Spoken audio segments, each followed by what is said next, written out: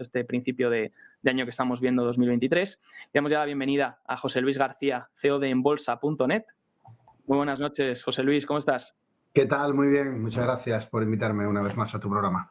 Gracias a ti por estar un día más con nosotros. También damos la bienvenida a Yuri Rabasa, trader financiero, analista y director del máster en trading financiero de forexv.com. ¿Qué tal, Yuri? ¿Cómo estás? Muy buenas, Javier, José Luis, ¿qué tal? Encantado, Yuri. Y también saludamos con nosotros a Víctor Galán, cofundador de Planeta Bolsa. Buenas tardes, Víctor, ¿qué tal? ¿Todo bien? Hola, ¿qué tal? Un placer, como siempre. Un saludo a los dos también. Hola.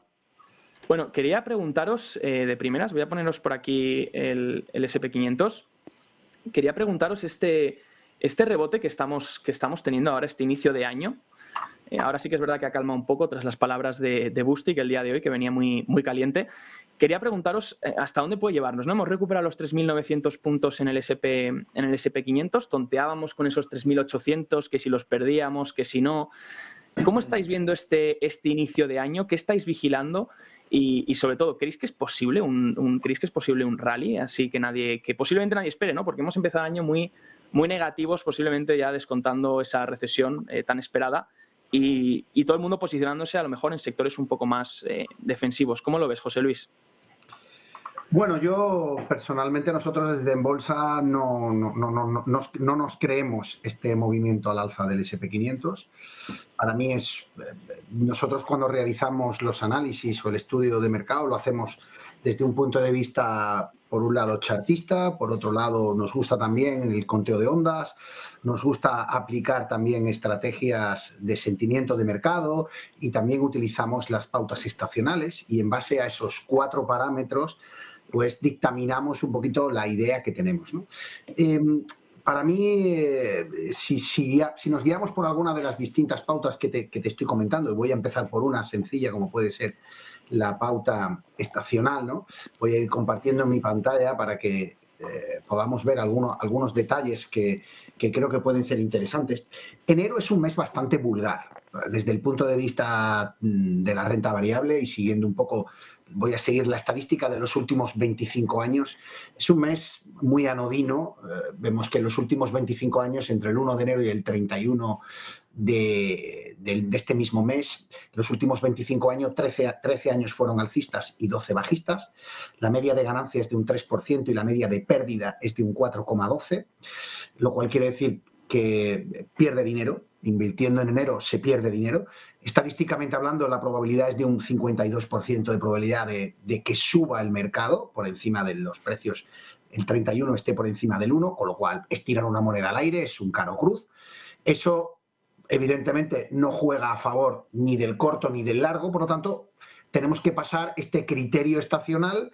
Me dice que normalmente, históricamente, se pierde un 4,12 de media y se gana un 3, es decir, se pierde dinero sistemáticamente en el mes de enero.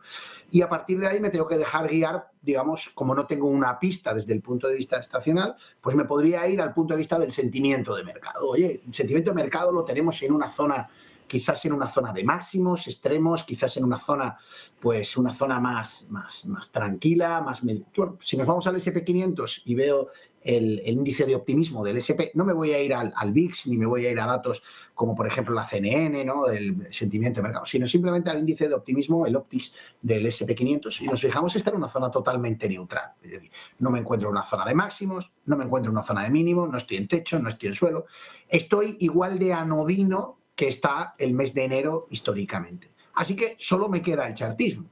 Y dentro del chartismo, como tú has visto, bueno, has puesto la imagen, pero bueno, la podemos volver a enmarcar, si te parece.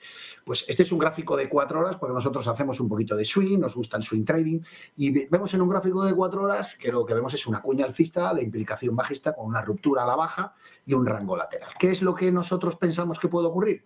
Pues básicamente lo que pensamos es que el mercado puede estar haciendo una formación en estructura ABC. Entonces, esta es un poco la idea que estamos barajando desde En Bolsa, con este movimiento correctivo ABC, que la cuña siga haciendo su trabajo, que su trabajo es básicamente un trabajo de continuación de tendencia bajista. La tendencia bajista es una realidad. El mercado no va a apoyar el movimiento al alza, al igual que hace un par de meses, ¿te acuerdas cuando estuvimos hablando en el programa? Pues éramos muy proclives a los largos porque estacionalmente era un momento muy interesante, porque la caída así también lo decía, Y entonces, bueno, lo que estamos barajando es una base de continuación de tendencia un poco en la línea anterior, continuación de tendencia bajista. Este rebote no sería más que la formación de una onda B para luego hacer otro movimiento en onda C que nos pueda llevar pues a zonas pues un poquito por debajo de las que hemos visto, del 3.750, incluso poder llegar a la zona de 3.600. Esa es la estrategia que estamos barajando desde en bolsa dentro de la, digamos, de la apatía que vemos ahora mismo en la renta variable americana, que personalmente no nos gusta absolutamente nada, y hay otras variables mucho más atractivas ahora mismo en el mercado. Qué bueno esto que comentas, porque además justamente estaba revisando, voy a poner por aquí, este último rebote bueno, los únicos días que llevamos de mercado, esta semana vamos a decir, estaba revisando qué acciones estaban rebotando y cuadraría un poco con tu forma de verlo desde en bolsa, porque he visto que las que están rebotando realmente son esas acciones mayor endeudadas, con mayor interés en corto, con más beta, etc., ¿no? Esas acciones que más sobrevendidas estaban durante todo el año 2022. Un posible, a lo mejor, rebote de salida a lo mejor de cortos, no lo sé, a lo mejor porque la gente, pero me ha sorprendido sobre todo el posicionamiento sectorial, que luego os preguntaré y entraremos más en detalle, pero ese movimiento más cíclico, ¿no? Este inicio de año, cuando todo el mundo está esperando algo más defensivo y vemos esos sectores más cíclicos siendo los que lideren el inicio, mientras que healthcare, consumo defensivo, etc., se quedan muy atrasados. Así que curioso lo que comentas, Yuri. No sé cómo tú ves todo esto, cómo lo estáis viendo desde Forex Duet Academy y también lo que ha comentado José Luis. Bien, primero dejar claro que una cosa es el análisis que hagamos de economía general, economía real, y otro el que hagamos de mercados financieros, ¿no? Antes lo comentabas en el informe, desde análisis técnico se parte del punto de partida de que los mercados siempre van a recuperar antes, pues, entre 6, 9 y a veces hasta 10 meses antes que lo haga la economía real, porque es cuando el dinero empieza a tomar posiciones, ¿no? Es la famosa fase de acumulación que ya a finales del siglo XIX Charles Dow enunciaba, ¿no? Claro, mucho ha cambiado la cosa, y es que en aquella época no había mucha comunicación, no había mucha información, y lo único que podían hacer para analizar la economía real era analizar los índices, ¿no? En aquel caso el de industriales, el de transportes, etcétera, ¿no? Hoy en día sí tenemos prácticamente información, no tanto en tiempo real, pero casi de la economía real, y eso hace que podamos confundir lo que están haciendo los mercados con lo que está haciendo la economía real. Entonces, lo que vamos a hablar sobre posibles posicionamientos en los mercados financieros no tiene nada que ver con que todavía pueda quedar un cierto tiempo de que la economía real pueda traer malas noticias, cosa que por el momento no parece que vaya a ser el caso, por lo menos para la primera parte del año, ¿no? En cuanto a la parte de análisis técnico, el S&P 500, estoy de acuerdo en que hasta que no veamos, estoy compartiendo ya pantalla, hasta que no veamos el S&P 500 superar el 4.000 y sobre todo el 4.100, acuérdate, Javier, que en anteriores intervenciones hablábamos del 4.300, pero eran intervenciones hace ya bastante tiempo en el que no se había realizado todavía este movimiento, ¿no? Entonces, desde el momento en que la estructura ha cambiado, pasa a ser más relevante en términos de posible recuperación o de final de la corrección de todo el año anterior, el nivel 4.100, que sería el que, si se supera, podríamos empezar a hablar de un final de la corrección. Mientras tanto, todo esto no son más que movimientos de corto plazo. Por lo tanto, el primer objetivo está en los 4.000, que sería la directriz bajista y además sería la media móvil que ya ha parado en anteriores ocasiones, nivel muy importante donde podría detenerse el índice, y a partir de ahí esperar. Eso está prácticamente a la vuelta de la esquina, con lo cual hasta que no supere eso no le quedaría mucho movimiento alcista, y la hipótesis correctiva que comenta José Luis sigue plenamente vigente. De hecho ya lo ha hecho otras veces, ¿no? En cualquiera de las otras ramas hemos tenido movimientos correctivos que nos han llevado a nuevos mínimos, ¿no? Así que ese escenario todavía existe. Nos quedamos entonces con este análisis, Yuri, ver esos niveles y ver qué pasa ahí. Y si realmente se rompen, o volvemos otra vez a esa pauta, porque la tendencia está bien definida, ¿no? La vemos ahí, que la tienes tú puesta en tu gráfico. Aprovecho, Víctor, para preguntarte desde Planeta Bolsa, ¿cómo veis esto? Quiero preguntarte sobre todo por la amplitud, porque hablábamos hace unos cuantos meses, veíamos esa amplitud un poco mejorando, parece ser que ahora se está reflejando en los mercados. Quiero preguntarte cómo la veis ahora, ese fondo de mercado, porque sí que es verdad que hemos comentado al inicio del programa que lo que se ha visto estas primeras semanas, a pesar de que, sobre todo que las empresas en general lo están haciendo bien, pero las grandes todavía no del todo. Hay algunas megacaps que llevan alguna caída bestia estas últimas semanas, tanto última semana del año como primera semana de 2023. ¿Cómo estáis viendo? ¿Puede ser que en general el mercado por detrás esté haciendo otra cosa de la que vemos en los índices?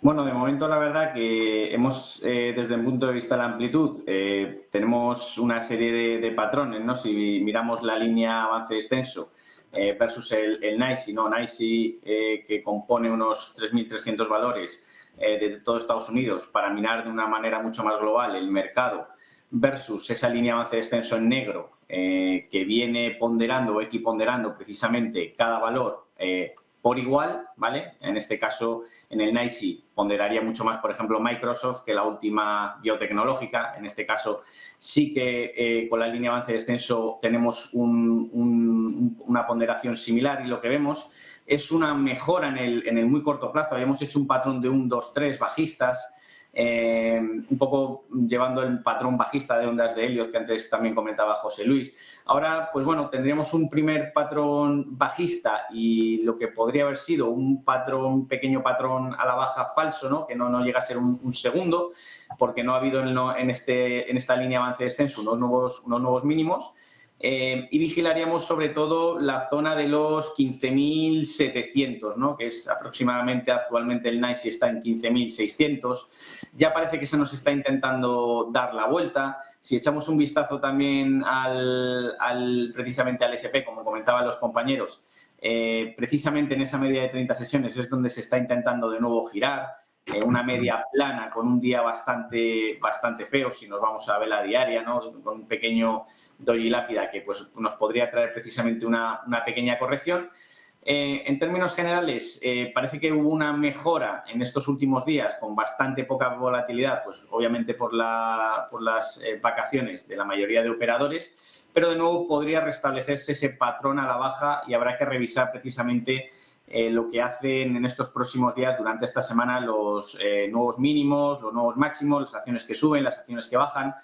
Nosotros en ese patrón de coberturas que vamos revisando diariamente en el indicador de nuevos mínimos, es verdad que no vemos de momento ningún susto, ¿no? Esto es verdad que es un indicador un poquito más atrasado, rentable, pero un poquito más atrasado y suele coger caídas una vez el mercado empieza a perturbarse. Sin embargo, otros indicadores como el de Hindenburg o algún otro que vemos como el de Agorero, ¿no? Que busca unos nuevos mínimos y divergencias precisamente entre la línea D y el NYSE, de momento no ha habido ninguna señal nueva, salvo la que saltó, ¿no? Precisamente aquí en estas últimas semanas de noviembre, ¿no? Que depende del stop loss, podría seguir o no vigente. Y también revisando un poquito, lo que sí tenemos revisando un poquito es la media, ¿no? Precisamente del VIX versus el S&P. Cuando esa media pasa precisamente la línea roja, tenemos señales de aviso de que vienen correcciones. Estaría ahora mismo ahí más o menos a punto de salir. Si se sigue concretando la caída durante la semana, probablemente tengamos una pequeña cobertura de esa manera. De lo contrario, pues bueno, un poco la amplitud parece que empieza, ya digo, a perturbarse, a tornarse negativa, precisamente con la llegada a la media de 30 sesiones semanales. Y habrá que ver la evolución, sobre todo, de las acciones que suben y bajan, de los nuevos mínimos y máximos, que parecía que en estas últimas semanas se había mejorado, eso sí, un poquito. Pero seguimos con el fondo de mercado un poco feo.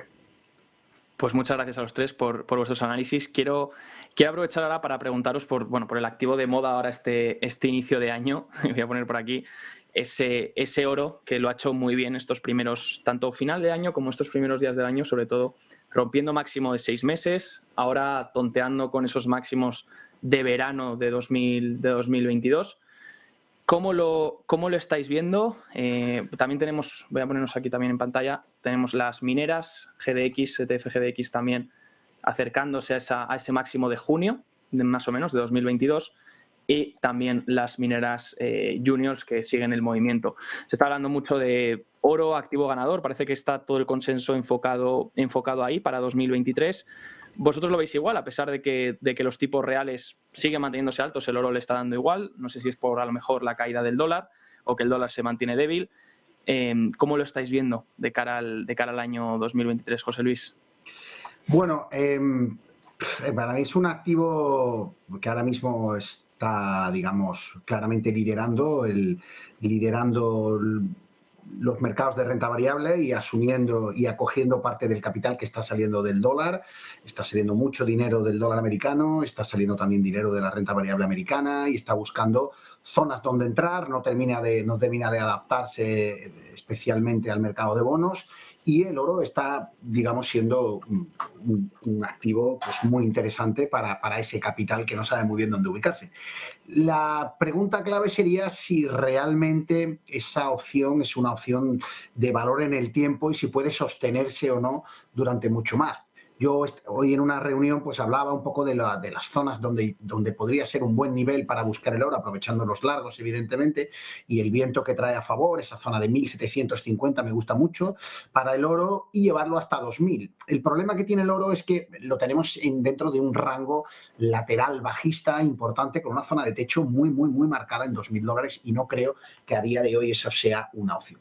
Yo traía hablando del oro, traigo un par de gráficas que son yo creo que interesantes en el ranking del mes de enero de pautas de estacionalidad. ¿Quién es el activo? Estamos dentro de un listado, pues como veis, muy grande sobre muchísimos sectores, industrias, y tengo la pauta estacional del oro y las minas de oro son las más atractivas de todo el mercado en el mes de enero. O sea, hablamos de una pauta estacional no favorable, súper favorable. Es la número 1 del ranking en cuanto a calidad desde el punto de vista estacional.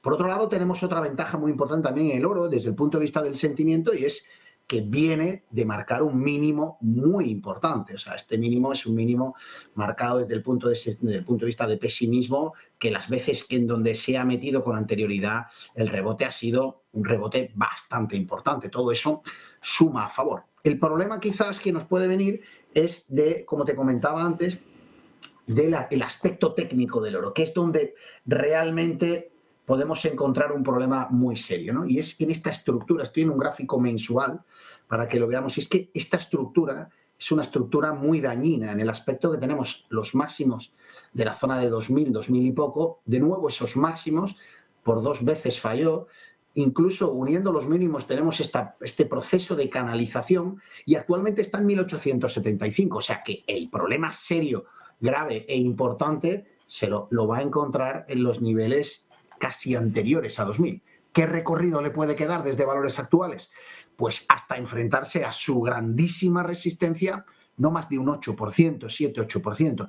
¿Merece la pena entrar a niveles actuales en el oro? Yo creo que no. Sinceramente creo que no. ¿Me gusta el activo? Me gusta, pero no a precios actuales, porque esa resistencia va a ser muy difícil que la quebrante por todos los factores que hemos comentado. Que es verdad que el mes de enero y febrero puede empujar al oro a favor a conseguir los niveles de 2000, pues posiblemente sí, porque el viento lo trae a favor de cola y además no hay grandes alternativas de inversión. Pero será simplemente eso, ese recorrido que le puede llevar a 2000 y a partir de ahí ya encontrarse con un serio problema desde el punto de vista técnico y una vez acabada la pauta estacional favorable, pues quizás ya el viento no sople tan a favor.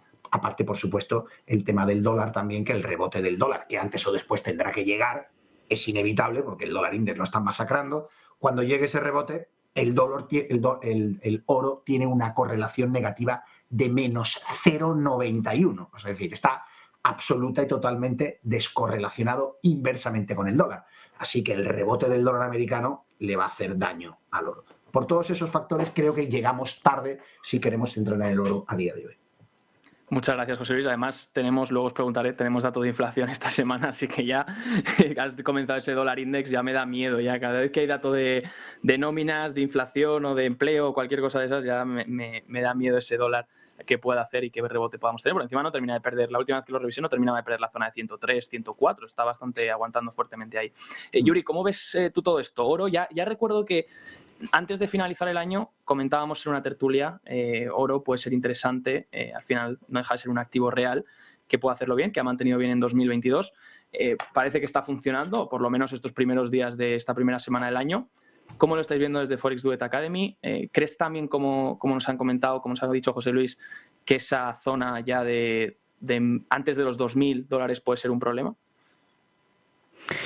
Depende del perfil del inversor, es decir, depende si es un inversor de corto plazo, el tipo de cartera para la que quiera el oro. Yo creo que vale más la pena en este caso centrarse simplemente en el aspecto técnico. Estoy totalmente de acuerdo que el techo de los 2000, 2050 aproximadamente es un techo relativamente cercano.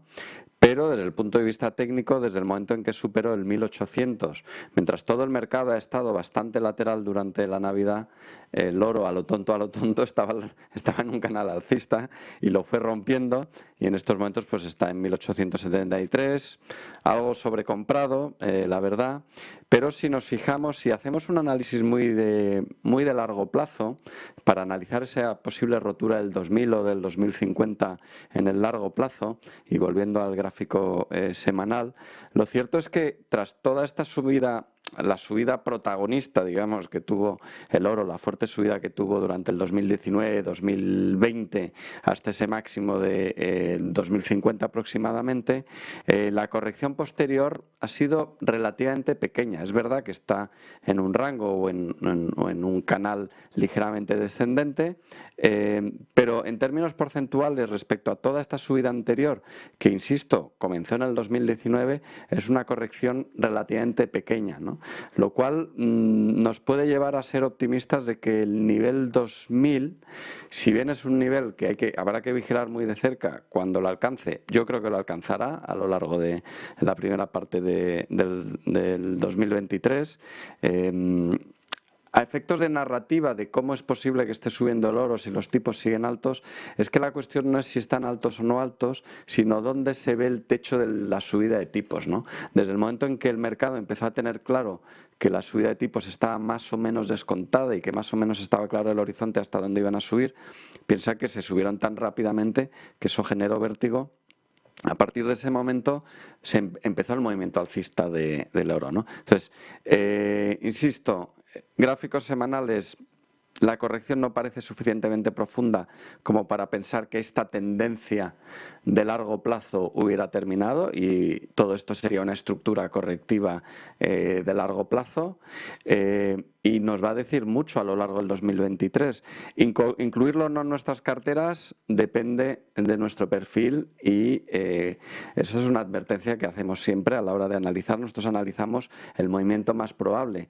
Luego, si alguien lo incorpora a su cartera o no, deberá analizarlo con su asesor financiero, ¿no? Muchas gracias, Yuri. Efectivamente, y bajo sus parámetros de riesgo, ¿no? Entiendo, porque cada activo es un mundo. Víctor, ¿cómo lo estás viendo tú? El oro, el metal precioso, ¿cómo lo veis desde Planeta Bolsa? ¿Algo que os hayáis fijado? ¿Habéis mirado alguna minera? ¿La plata también? Y el dólar, si quieres también recalcar algo, como ha dicho José Luis. Vale, bueno, pues echando un poco un vistazo, ¿no?, al gráfico que tengo delante de Cross Border Capital, unos estudios en Reino Unido, ¿no?, de liquidez, podemos observar cómo esa dicha liquidez en el mercado, ¿no?, de los bancos centrales está muy relacionada con el performance que tanto han realizado las cripto y desde hace obviamente muchísimo más tiempo el oro.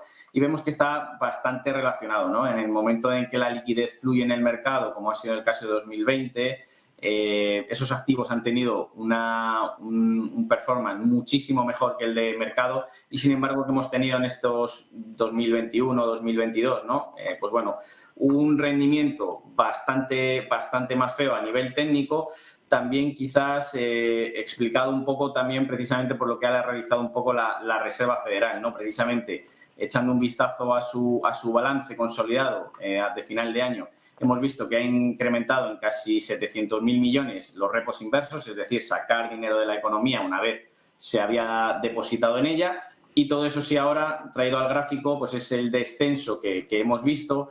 Es verdad que hizo una ruptura al alza de este prácticamente patrón de doble, triple, incluso suelo, activado una vez superado los 1970 y nos dejó una vela doji bastante fea, ¿no?, invertida, que nos trajo un canal descendente en el que nos encontramos ahora, precisamente por esa reducción de liquidez. Ahora probablemente, como decía también Yuri, gran parte de la subida de los tipos ya quizás está descontada, ya está al menos hasta donde se puede llegar, y eso ha traído un pequeño doble suelo, superando la zona de los 1.760. Entonces, tenemos el objetivo en 1.885, que está prácticamente cerca de cumplir. Algo muy interesante es que la media de 30 sesiones empieza a girar y empezamos a ver que en el patrón del Mansfield, ¿no?, el que compara precisamente el rendimiento medio del S&P con el de este activo, empieza a hacerlo mejor desde hace ya semanas de nuevo, lo cual es positivo, ¿no?, y que pase cerca de la zona de 1, actualmente se encuentra en 0,62, y algunos indicadores también de volumen y de liquidez, ¿no?, de volumen comprador, vemos que en las últimas semanas está incrementando de manera sustancial, lo cual también suele ser buenas noticias para incrementar y para traer de nuevo subidas. Sobre si superará los 2.000, pues bueno, quizás es pronto para saberlo, no sabemos si desde aquí rebotará y volverá a caer abajo o buscará algún tipo de soporte, algún tipo de pullback, o por el contrario pues seguirá subiendo. Iremos, eso sí, monitorizando sobre todo que no pierda la media de 30 sesiones, lo cual sería algo bastante negativo. Y la verdad que de momento no nos han salido muchísimas mineras en los screeners por los patrones que les tenemos metidos también en cuanto a liquidez y a rendimientos en el último año, en las últimas 52 semanas, pero obviamente empezarán a aparecer en el momento que empiecen a hacerlo mejor, ¿no? Al igual que el año pasado empezaron a aparecer esas petroleras, ¿no? Perfecto, Víctor. Pues nos quedamos con ese análisis, con la media de 30 semanas a vigilarla para ver que no la pierda y a ver esos $2.000 qué pasa cuando lleguemos ahí, o incluso si antes, como decía José Luis, tenemos una especie de resistencia que se genera. Aprovecho para compartiros este gráfico. Me ha parecido curioso, es de Bank of America, y sí que es verdad que se ha ido notando en estas últimas semanas, supongo que lo habréis visto también, cómo las acciones europeas lo están haciendo bastante bien, como ese rebote que estamos viendo en Europa, también liderado obviamente por bancos. De hecho, el IBEX no ha empezado del todo mal el año. Nos comparte este gráfico BofA, donde hace el precio relativo entre acciones estadounidenses y acciones europeas, y ve cómo pues, esa tendencia que normalmente dibuja pues, se ha podido romper, ¿no? Y ahora las europeas pueden estar haciéndolo mejor de forma relativa a las estadounidenses. ¿Creéis que esto se va a mantener? José Luis, antes has dicho no te gusta Estados Unidos cuando vamos a la primera. ¿Y Europa? ¿Te gusta? ¿O Europa también hay que descartarlo? Porque claro, esto es curioso. No. Me gusta mucho, y además ese gráfico que has enseñado, que no sabía que lo ibas a enseñar, yo tengo uno que he mostrado esta mañana y es calcado, y además con un estudio hecho sobre por qué no hay que estar comprado en Estados Unidos ahora. Si te parece, pues te lo voy comentando un poquito así por encima. Pero me preguntaba si me gustaba Europa. Bueno, pues mira, te traigo una lista de las fuerzas relativas, comparativas de los mercados. Aquí tengo todos los índices. Estos son los índices a nivel mundial, un poco en general, ¿no? Todas las zonas geográficas. Y fíjate quién está liderando, ¿no? Esto va por orden de calidad anual, ¿no? Tenemos ahí Dinamarca, Irlanda, Francia, España, Italia, Eurostock 50, DAX, IBEX, Polonia. Este es el ranking europeo. Y ahora dirá, bueno, ¿y el mundial cómo están? Pues aquí lo tengo, quitando aquí Argentina, México, Tailandia, tenemos a Dinamarca, Irlanda, Francia, España, Italia, Eurostock, DAX, IBEX, Polonia, y por aquí ya empieza a aparecer uno no europeo, que es Hong Kong. O sea que fijaros cómo el mercado, ahora mismo el dinero está absolutamente focalizado en el mercado europeo y repartido de una manera bastante equitativa entre acciones españolas, italianas, francesas, irlandesas, danesas, holandesas y alemanas. Y ya empieza a aparecer algún asiático, cosa que ha mejorado mucho también el que aparezca China o Hong Kong, que antes estaban justo en el ostracismo. Digamos, esto lo he puesto aquí para que vean las que más pierden, que serían las que menos fuerza relativa presentan en este caso, que es Taiwán, Vietnam. Fíjate dónde está el Nasdaq Composite. Está a la cola, totalmente a la cola del mercado. Y para encontrar al Nasdaq 100 es uno de los 5 activos peores del mundo para invertir ahora mismo en fuerza relativa. O sea, un absoluto desastre en todos los sentidos. Y por aquí aparece ya el S&P también de la media hacia abajo. Este es el Dow Jones Global de la media para abajo. O sea, que desde el punto de vista de la fuerza relativa, fuerza comparativa, en este caso Mansfield, estamos utilizando un Mansfield comparado contra el Dow Jones Global, que es el índice global de la renta variable, es un absoluto desastre. Y el mercado europeo, digamos que está muy potente en ese aspecto. Bueno, y traía este estudio que me ha gustado mucho también, que es una comparativa, es un ratio entre el SP500 y el índice mundial, excluyendo el índice global del mundo, excluyendo Estados Unidos. ¿Vale? Por no ser machaque y compararlo con Estados Unidos, con Europa, con lo cual iba a salir masacrado. Pero he metido también a los asiáticos, un poquito todo el batiburrillo, pero he sacado de Estados Unidos. Y le he metido una media de 9, en este caso mensual. Y fíjate cómo el gráfico muestra la misma imagen que tú has mostrado antes, ¿no? Esa ruptura, y está por debajo de esa media de 9. ¿Qué ocurre cuando invertimos en el SP500 y el SP está por debajo de la media de 9 en el ratio con el resto del mundo? Es decir, se comporta peor que el resto del mundo. Bueno, pues esto es cuando está por encima de 9, de la media de 9, ¿qué hace el SP? Pues subir, invertimos en el SP y ganamos. Y si invertimos en el resto del mundo, ¿qué haces? Pues palmar dinero, ¿vale? Se ve fácil. Con lo cual, oye, ¿y qué ocurre cuando está el SP500 está por debajo? ¿Cómo ocurre ahora? Pues incluso gana algo, no mucho, pero gana en torno, en los últimos, desde el año 87, un 118%, cuanto antes ganaba en torno a un 600%. Y sin embargo, fíjate cómo invirtiendo en el resto del mundo ganamos más. Es decir, en una situación como ahora, si inviertes en el SP, algo te llevas, aguinaldos, pero algo te llevas, el reintegro, pero si inviertes en otros países, en otras zonas geográficas, evidentemente ganas bastante más dinero. ¿Dónde está la clave? La clave está en ir compaginando las dos modelos. El switching consiste en invertir cuando el SP está por encima, cuando el ratio del SP y el resto del mundo está por encima de su media, compra el SP. Y cuando esté por debajo, compra los índices del resto del mundo, excluyendo el SP500.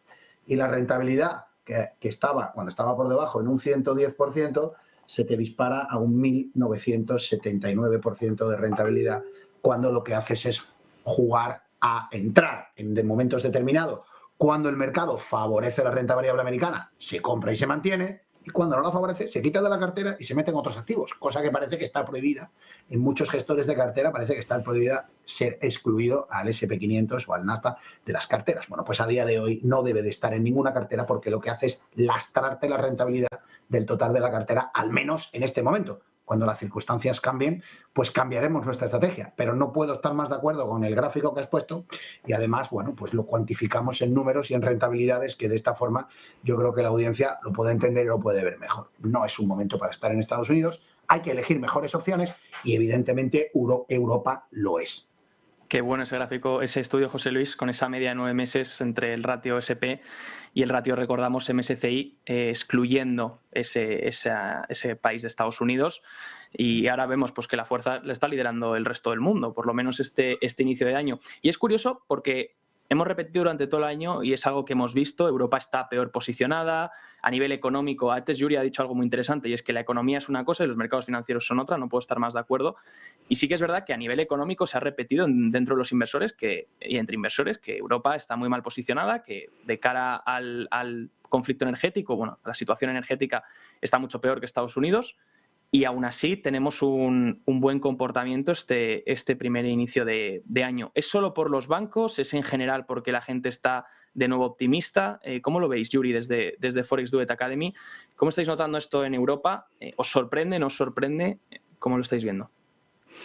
Nos sorprendía en noviembre, a principios de noviembre, que fue cuando técnicamente empezó a demostrar que su rentabilidad, su recuperación de la corrección se iba a producir antes. Fíjate, si esta es toda la corrección del DAX, realmente este nivel, que sería el que marcaría el final de la corrección, la rotura de la línea de tendencia o de la directriz bajista, junto con el nivel de resistencia relevante en ese momento, se rompió en torno a el 8 aproximadamente, la primera semana de noviembre. ¿Vale? A partir de ese momento hubo un rally muy potente, una posterior corrección y todo el rango de Navidad.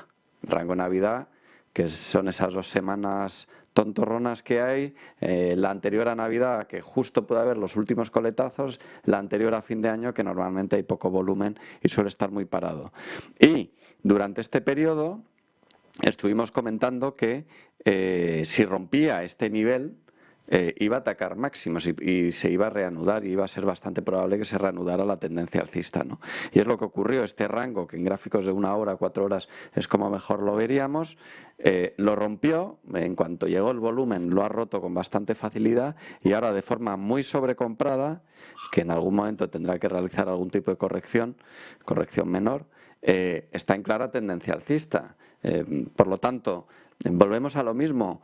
El gráfico, la cotización, el análisis técnico, por tanto, nos va a anticipar muchas veces lo que luego la narrativa nos va a ir confirmando, lo que luego las medias móviles nos pueden ir confirmando, ¿no? Pero si estamos atentos a las señales, y por eso soy un firme defensor del análisis técnico, nos van a dar la información antes, muchas veces, de que encontremos la narrativa, ¿no? Luego la narrativa vendrá con posterioridad.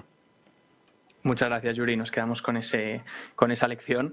Víctor, ¿cómo lo estáis viendo desde Planeta Bolsa? También preguntarte, he visto antes que desde Planeta Bolsa compartíais algo relacionado con China. No sé si quieres comentar también ese rebote que estamos viendo lo ha comentado antes José Luis también, están liderando también las acciones chinas ahora, un rebote fuerte que estamos viendo, tanto en el Hang Seng como en el Shanghái, etc. Y también esta opinión tuya sobre el tema europeo, que Europa se esté comportando mejor, si es sobre todo por bancos o en general os sorprende, nos sorprende, como lo estáis viendo.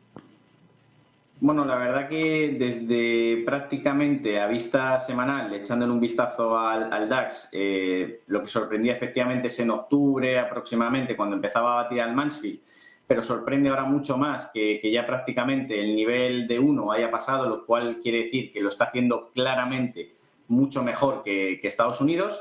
Y eso le da cierto margen pues para seguir así un tiempo, por lo menos, yo creo. Además, si miramos, como siempre, medias de 30 semanas, directrices rotas, como decían los compañeros, ¿no? Aunque cayesen ahora mismo índices como el IBEX, como el DAX, como el CAC, ¿no? Tienen todavía margen, en el caso del DAX, por ejemplo, pues casi de 1.000 puntos hasta los 13.680 hasta que la cosa se complique. Hemos visto que el S&P tiene de margen nada, prácticamente 50, 60 puntos arriba y abajo, cercano a su media. Eso quiere decir, obviamente, que lo está haciendo mejor. Las velas, todo el dinero que está entrando en los indicadores está mostrando muchísima fortaleza. Probablemente, como decía también Yuri, luego vendrá la narrativa, ¿no? Era por esto, era por lo de más allá, pero lo que es a día de hoy claro es que el gráfico está mostrando una fuerza bastante clara. También lo está mostrando también en algunos, por poner algunas acciones que nos salían precisamente en screener, ¿no? Precisamente. Acciones como AXA, ¿no? En Francia. Hemos visto Louis Vuitton, hemos visto Hermès, algunas que precisamente están mostrando una fortaleza. El primer indicador es un CFI o compra de fondos institucionales que mediría un poco la velocidad a la que compra la teórica mano fuerte. Y cada vez que es positivo es que lo está haciendo mejor que en sus últimas 52 semanas, cada vez que tenemos barras verdes.